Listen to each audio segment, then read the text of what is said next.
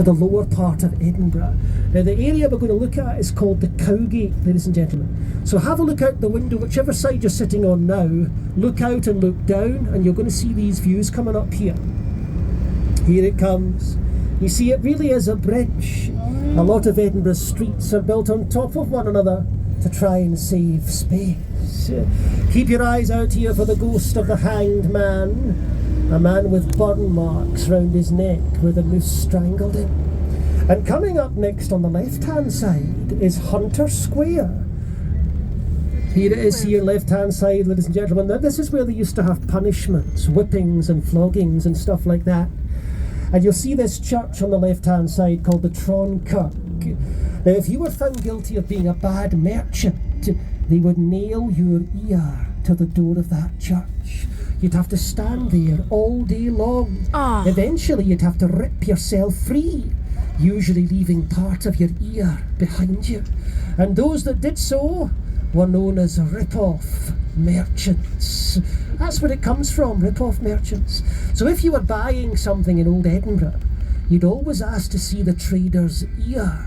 If they had a big rip in their ear, they were a con man, so you didn't buy from their shop because they had been earmarked at the Tron Kirk. So we're going to get a closer look at the Tron Kirk once we start moving along here, ladies and gentlemen. It's about 400 years old, this church on the left-hand side.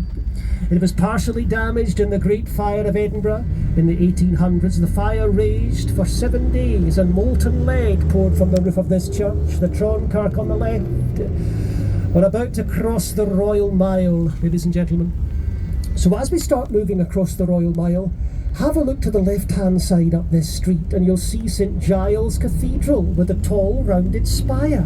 The car park of the cathedral was once a plague pit in 1645 when the bubonic plague came to Edinburgh, killing a large number of the population in horrible ways. We are heading onto North Bridge now, ladies and gentlemen.